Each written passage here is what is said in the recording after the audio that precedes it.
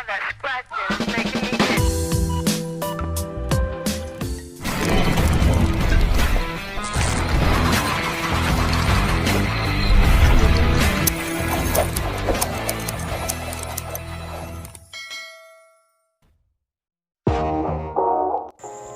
And we are back mga kagunting, panibagong video na naman po tayo ngayon. So sana suportahan ulit ang video na to mga kagunting. Huwag kalimutang mag-subscribe at i-click yung notification bell sa mga bago pa lamang sa ating channel. At bigyan ng like yung video na to mga kagunting. So let's do this mga kagunting. Peace! So ang unang step na ginagawa natin mga kagunting, gumamit tayo ng number 2 guard. Lever fully close para sa taas mga kagunting. Set natin yung haba ng buhok sa taas mga kagunting. Let's do this.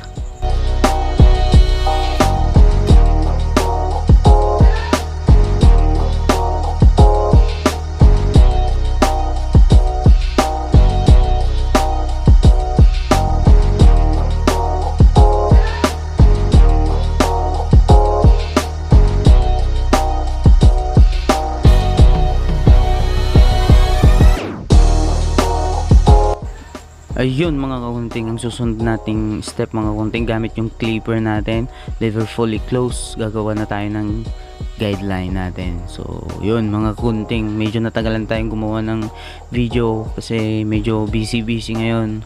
At alam ko busy pa rin hanggang next week, hanggang last week ng buwan na to, kasi marami tayong gagawin mga kagunting. I-vlog natin yon, so abangan natin mga kagunting.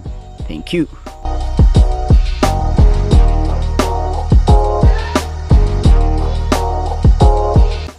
Ang susunod mga kagunting, gamit yung trimmer natin, tatanggalin na natin yung buhok below the first guideline.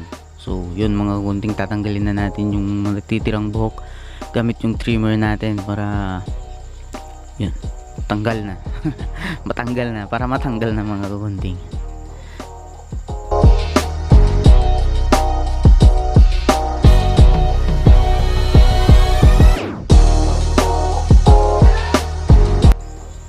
Shout out na rin sa lahat ng mga kagunting.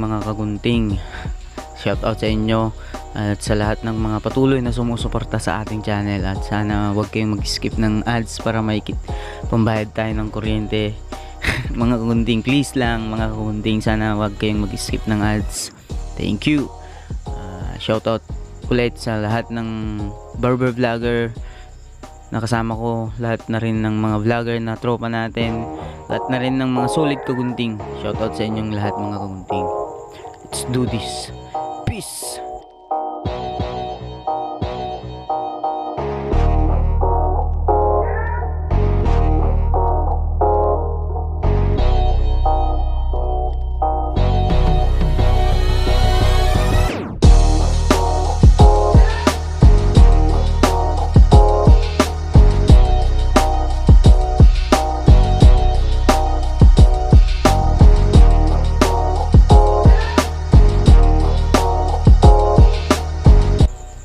Ang susunod natin mga kukunting na step ay gamit yung shaver natin, ibabald natin dito sa may bandang bald area mga kukunting.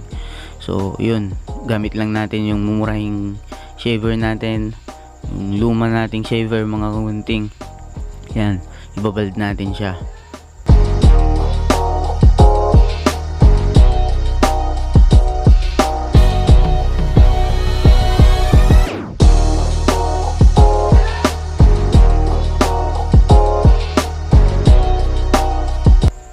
Susunod mga kagunting, gamit yung clipper natin, lever fully open, gagawa na tayo ng second guideline mga kagunting. Half inch high lang mga kagunting, so hindi siya anong kataasan. So kung napapansin nyo, nandyan pa rin yung first guideline natin, so buburahin natin yan mamaya mga kagunting.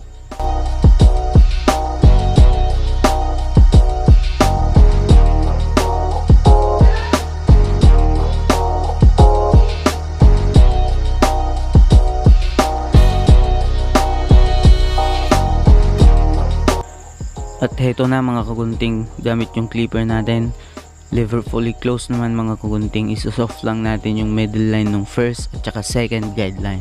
So So yun mga kagunting, tiyaga lang yung pagbura ng middle line mga kagunting. Alam ko maraming nag-struggle dito sa bandang middle line, sa mga middle line mga kagunting. Minsan hindi nabubura, minsan mahirap talagang burahin. So hindi masamang balik-balikan mga kagunting. So yun, give best lang, bigay lang natin yung best natin.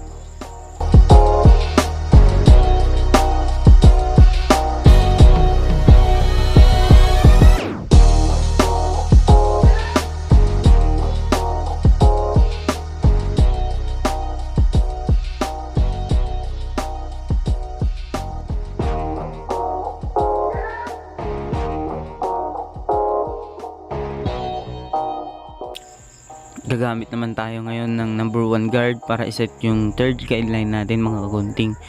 Clipper with number 1 guard, setting the guideline. So setting the third guideline. So yun mga kagunting.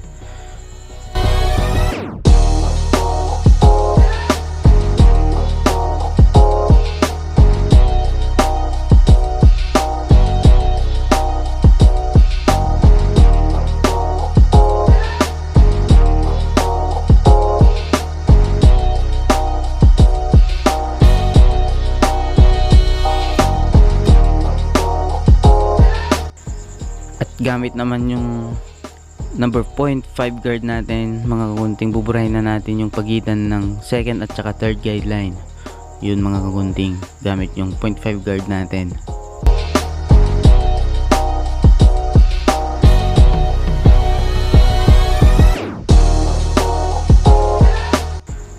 At heto na mga kagunting, ito yung sinasabi ko kanina, detail work.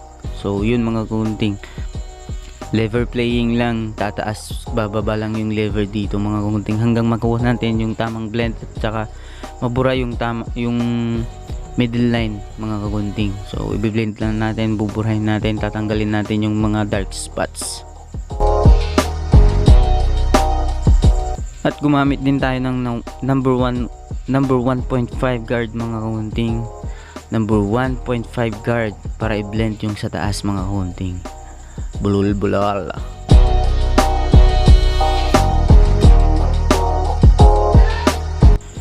Gamit naman yung trimmer natin at saka labaha natin, labaha or razor mga kagunting. Ila-line up na natin siya para mas magandang tignan yung gupit at saka mas malinis tignan mga kagunting. Minsan pampaastig ng gupit yung line up, so maraming tawag dito. So line up yung mas magandang pakinggan mga kagunting.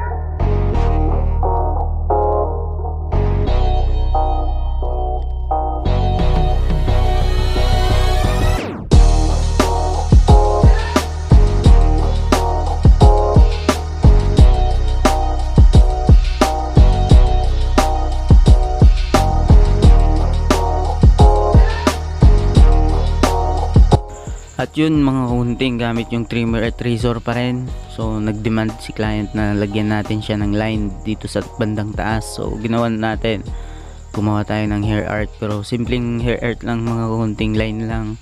Yun mga kagunting, request ni client. So pagbigyan natin mga kagunting, client natin siya. So sundin natin yung gusto niya mga kagunting. So let's do this. Peace.